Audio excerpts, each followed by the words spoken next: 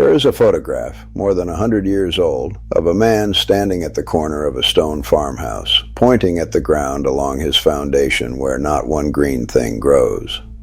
The dirt there is pale and crusted and bare, and it has been bare in that photograph for longer than the man has been alive. He is not pointing because he is proud of it. He is pointing because he is warning the young man beside him. He is saying, in effect, whatever you do, do not do here what was done there, because that bare strip was not weeded, it was not hoed, it was killed. Someone a generation before had poured salt along that wall to be rid of the weeds, and it worked, friend. It worked so well that nothing has grown there since, and nothing will grow there for years more, because the ground itself is dead. Now here is the twist, and I want you to hold on to it because the whole of today turns on it. The old salt and vinegar weed killer that your grandmother used, the one that is passed around the internet 1,000,000 times over, 1 gallon of vinegar, 1 cup of salt, a squirt of dish soap, that recipe works, it truly does. But almost everyone who uses it has the danger exactly backwards. They think the vinegar is the strong part. It is not. The vinegar burns the leaves today and is gone from the soil in a few days. It is the salt, the humble cup of table salt that does the thing you can never take back. And there is one place you must never pour it. And if I do nothing else in the next 20 minutes, friend, I'm going to make sure you never make that one mistake. Because it is the mistake that kills gardens, kills trees clear across a yard, and in one case, I will tell you before we are done, poisoned a family's own well. Not one part of the good use of this is difficult. It costs about $2 from your own kitchen. Any man or woman watching can learn to clear a weed from a driveway crack in 10 minutes and never buy a jug of chemical weed killer again. But the knowing of where not to use it, that is the part they stop teaching, and that is the part that matters most. I am Pastor Eli. I have kept a country parish and a country garden for the better part of 40 years. And I learned this the hard way on my knees, having killed something I loved with a thing I thought was harmless. Today, I am going to give you the whole of it. 7 things. The recipe, the deadly line where you must never pour it, the truth about which ingredient really does the damage, the 2 kinds of vinegar, and the danger of the strong one, the tree line trap, the slope, and the well, and where it is truly safe to use. The recipe comes first because it is the thing the title promised you. But understand me now, friend, and I will say this more than once before we are done, because it matters more than anything else I will tell you today. The whole of this skill is not in the pouring. It is in the knowing where not to pour. That is the line that separates a clean driveway from a dead yard. We build to it. Stay with me. One word before I go on. The old ways I keep, there is more of it than fits in any one video. I gathered the whole of it into a book, and you will find it at PastorEliWhitfield.com. It is called Waste Nothing, and it is a manual and not a sermon, with a real price on every material and an honest word on every limit. I will not mention it again. If you want it, you know where it is. Now let me show you how it is done, and then, more importantly, where it must never be done. The first thing is the recipe itself, and it is 3 things from your kitchen. Into a spray bottle or a watering can, you put plain white vinegar, the ordinary 5% kind from the grocery store. To a gallon of it, you add about a cup of table salt, and you stir until it dissolves, which goes faster in warm vinegar. And then you add a good tablespoon of plain dish soap. That is the whole of it. Vinegar, salt, soap. And here is what each one actually does, because once you understand the 3 jobs, you understand the whole danger that is coming. The vinegar is the acid. When you spray it on a weed's leaves on a hot, sunny day, the acetic acid in it breaks down the waxy coating in the leaf tissue, and the weed wilts and browns within hours. That is the fast part, the part you see. The soap is the sticker. Plain dish soap is what the learned folks call a surfactant, and all that means is it breaks the surface tension so the spray clings to the waxy leaf instead of beating up and rolling off. The soap makes the vinegar stay put and work, and the salt. The salt is the part that lasts. The salt goes down into the soil, and it stays, and it keeps that ground from growing anything for a long, long time. So spray it on a bright, dry, sunny day, for the sun and the heat do half the work with you. Midday, no rain coming, no wind. By evening the weeds are wilting. By the next day they are brown. Vinegar for the burn you see, soap to make it stick, salt for the kill that lasts. Now, here's the important part, and it is the reversal I promised you, and it is the single most useful thing in this entire video, because nearly everyone has this backwards, and having it backwards is exactly how good people poison ground they never meant to harm. The second thing you must understand is which ingredient actually does the lasting damage, and it is not the vinegar, it is the salt. People hear vinegar and they think, that is the strong chemical, that is the dangerous part. And people hear salt and they think, well, salt is just salt. It is on my table. How bad can it be? Friend, it is exactly backwards. Listen close. The vinegar breaks down. Acetic acid is a mild acid. And once it is on the ground, it degrades quickly. The plant scientists at Purdue University looked at this and found that vinegar is not likely to build up enough to change the soil for more than a few days. A few days. The vinegar burns the leaf, and then it is gone, and the ground recovers. But the salt does not break down. Not in a few days, not in a season, not in years. Table salt is sodium chloride. And here is the thing about it that changes everything. It does not decay. It does not wash away easily. It does not turn into anything else. It just sits in the soil and accumulates. And what it does there is quiet and terrible. The sodium pushes the good nutrients, the potassium and the calcium and the magnesium that a plant needs, right out of the soil, so the plant can no longer reach them. And the salt draws the water out of the roots, so that even after a good rain, the plant is dying of thirst in wet ground, unable to drink. The soil hardens, the water can no longer soak in, and nothing grows. For years. That is not folklore, friend. That is the plain chemistry, confirmed by the extension services of half the universities in this country.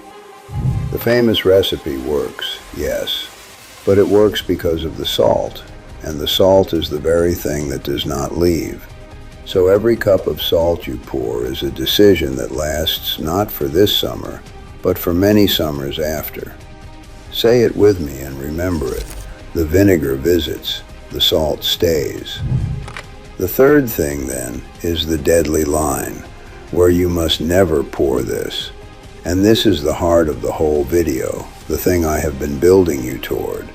You must never pour salt or a salt weed killer anywhere you ever want anything to grow again.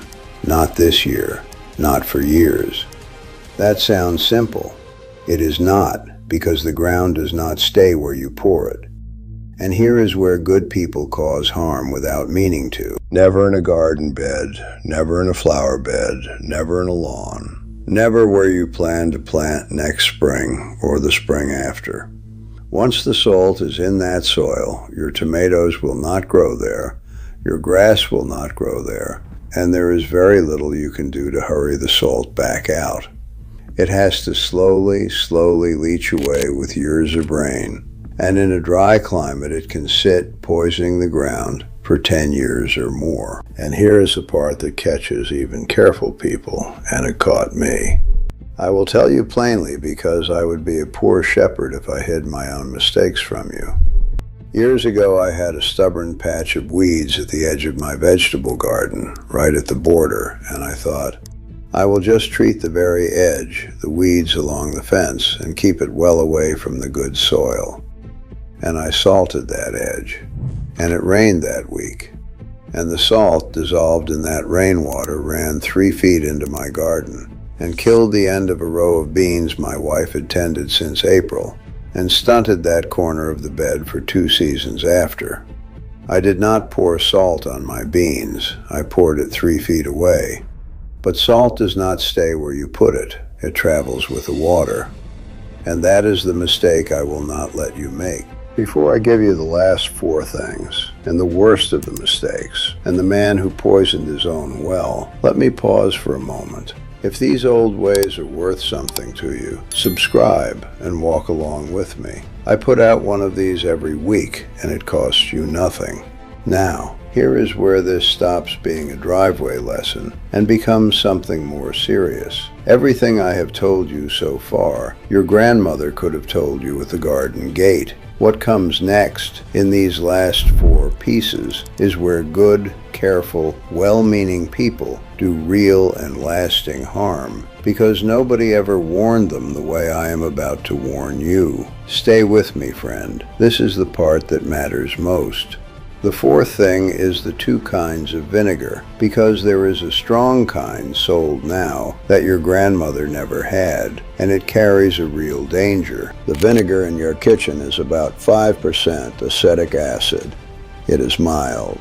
It will burn a young weed's leaves, and it is safe to handle. But you can now buy what is called horticultural vinegar, or 20% vinegar, sold specifically to kill weeds. And I need to be very plain with you about this, because the word vinegar makes it sound harmless, and it is not. 20% acetic acid is not salad vinegar. It is a corrosive chemical. The National Pesticide Information Center and the poison control people are clear on this, and I am not softening it. Acetic acid at that strength can permanently damage the corneas of your eyes if it splashes in them. It can cause chemical burns on your skin. The fumes can hurt your nose and throat and lungs. It carries the highest danger warning the government puts on such things. If you use the strong kind, you wear goggles, not glasses, goggles, and rubber gloves and long sleeves. And you never use it on a windy day when it can blow back into your face, and you keep it away from children and pets and keep it in its own labeled bottle where no one mistakes it for kitchen vinegar. I will tell you my honest counsel. For the ordinary person clearing a driveway, the 5% kitchen vinegar with the salt and soap and a sunny day is enough, and it is safe to handle. The 20% kind kills bigger weeds faster, but it is a genuine chemical hazard, and if you are not going to respect it with goggles and gloves every single time, do not bring it onto your place. There is no shame in staying with the mild kind. Better a weed that takes 2 sprayings than a burn to the eye that does not heal. The 5th thing is the tree line trap. And this is the one that kills things you love from clear across the yard and never lets you connect the crime to the cause. You would think that if you pour salt in one spot, only that spot is harmed. It is not so. And here is why. A tree's roots do not stop at the edge of its branches. The roots of a tree reach out sideways underground, 3 and 4 times as far as the branches spread. 3 and 4 times. So a tree whose branches reach 10 feet from the trunk may have roots reaching 30 or 40 feet out, running unseen under your driveway, under your gravel, under the very fence line where you are about to salt your weeds. And salt dissolves in water and travels. So you salt the weeds along your fence, a good honest distance from your beautiful old maple, and the next rain carries that salt down and sideways through the soil, and it reaches the far roots of that tree, and the tree begins to sicken. The leaves brown at the edges, branches die back, and it happens slowly, over a season or 2. So you never think to blame the salt you poured 40 feet away last spring. The University of Nevada's Extension Service put it plainly. There are many stories of people killing their neighbors' trees and shrubs and lawns with these ground killers, because the roots reach so much farther than anyone thinks. You do not have to pour salt on a tree to kill it. You only have to pour it within reach of roots you cannot see. The 6th thing is the slope and the well, and this is the gravest of them all, and it is the story I promised you. Salt goes downhill, it dissolves in water, and water runs down, so salt always travels to the lowest place. Pour it at the top of a slope, and it will end up at the bottom in whatever is down there. Your garden, your neighbor's garden, the creek, and in the case, I want to tell you, the well.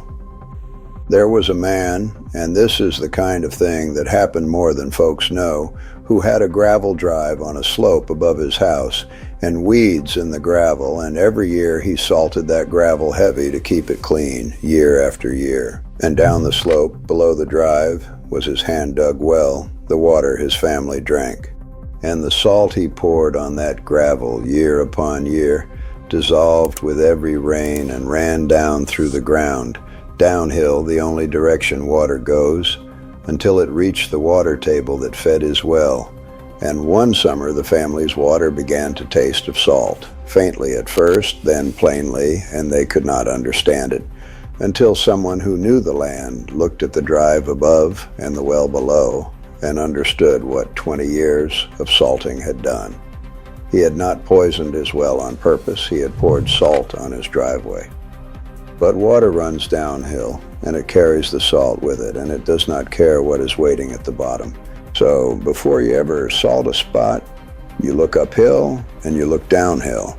You ask, when the rain dissolves this and carries it down, where does it go? What garden, what tree, what creek, what well is below this place? Because salt always keeps that appointment with the low ground. And now the seventh thing, which is the good news, because I have spent this whole video warning you off the cliff, and now I will show you the safe road, where this is truly right and safe to use. There are places where nothing is ever meant to grow, and in those places, this old weed killer is a fine and frugal thing, and you can use it with a clear conscience. The cracks in a concrete driveway, where a weed pushes up through the seam. The cracks between the bricks of a patio, a gravel path, or a gravel parking area you want to keep clear. The seam where the driveway meets the garage. Around a mailbox post, a clothesline post, a fence post set in the open away from trees and beds. The cracks in a sidewalk. These are places sealed off from the good ground, where no root you care about is reaching, where nothing is ever meant to grow, and where a little rain will not carry the salt into a bed or a tree. There, spray your vinegar and salt and soap on a sunny day, and be glad of it, and keep your $2 in your pocket instead of buying the chemical jug. But for the weeds in your garden beds and your lawn, and anywhere you love things that grow, you do not reach for salt at all. You reach for the old, honest tools that harm nothing. You pull them by hand after a rain when the ground is soft and the whole root comes up.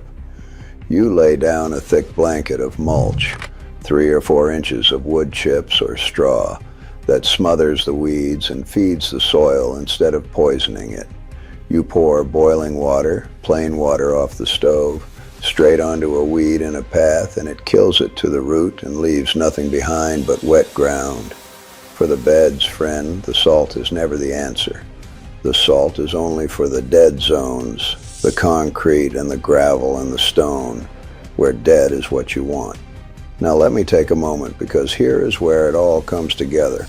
Look at what we have walked through. The recipe, vinegar and salt and soap, the vinegar to burn, the soap to stick, the salt to last, the reversal that it is the salt and not the vinegar that does the lasting harm, because the vinegar visits and the salt stays. The deadly line, never in a bed, a lawn, or anywhere you want growth. And the beans I killed 3 feet from where I poured. The 2 vinegars, the mild kitchen kind that is safe to handle, and the 20% kind that is a real corrosive hazard demanding goggles and gloves. The tree roots reaching 3 and 4 times past the branches, so you kill a maple from clear across the yard. The salt that runs downhill with every rain into the garden, the creek, the well. And the safe ground at last, the driveway cracks and the gravel and the patio stone, where dead is exactly what you want. $2, a spray bottle, and above all, the knowing of where never to pour it. And now, the small honest word about how the knowing got separated from the doing, and I do not say it to rile you up. The recipe spread everywhere, friend, passed hand to hand 1,000,000 times because it is cheap and it works. But the warning did not travel with it. Nobody selling anything profits from telling you where not to pour it, and the recipe is free to pass along without the caution attached. So, a true thing and a dangerous thing went out into the world with half of itself missing, and good people poured salt on their fence lines, never knowing it would find their gardens and their trees, and in the worst of cases, their water. The doing spread, the knowing got left behind. That is the whole of it. And today you have both halves, which is more than most people who have ever used this recipe ever had. So here is what I want you to do this week. If you have weeds in the cracks of your driveway or your patio or your gravel, mix a gallon of plain kitchen vinegar, a cup of salt, a squirt of dish soap, and spray them on the next hot sunny day, and be glad of a clean drive for $2. But before you pour a single drop, walk the spot. Look uphill and downhill. Ask where the rain will carry it. Find the trees, and remember their roots reach far past their branches. And if there is any bed, any lawn, any tree, any well, anything you love that grows below that spot or within reach of it, you put the salt away, and you pull by hand, or you lay the mulch, or you pour the boiling water instead. Salt is only ever for the ground you have already given up on. The scripture tells us that when a city was to be destroyed and never rebuilt, never lived in again, the conquerors would sow it with salt as a sign that here, forever, nothing would rise. Salt was the mark of a permanent end. There is an old and sober wisdom in that, friend, that reaches past the garden. Some things we do can be undone with a season and a little patience, and some things, once done, stay done for a very long time and cannot be called back. The salt on the ground is one of those. It is worth knowing, in the garden and in the whole of a life, the difference between the harm that heals over and the harm that lasts. Use the lasting kind only where lasting is truly what you mean. Now tell me in the comments below, where are your worst weeds? The driveway, the gravel, the fence line? And did your mother or your grandmother have a weed killer of her own? A thing she mixed? A place she swore you must never pour it? Tell me what it was, and tell me your state, for the ground holds salt longer in the dry country than the wet, and I like to map the old ways by where you all write from. I read every single one. Next time, since we have been speaking of the small troubles of a late summer, I'm going to show you where fruit flies really come from, which is almost never where you think, and the 30-second trap that ends them, and the one thing breeding them on your counter that you walk past every single day. It is the natural next step after today, and I hope you will walk it with me. Until then, look well to what you have been given, waste nothing, and God bless.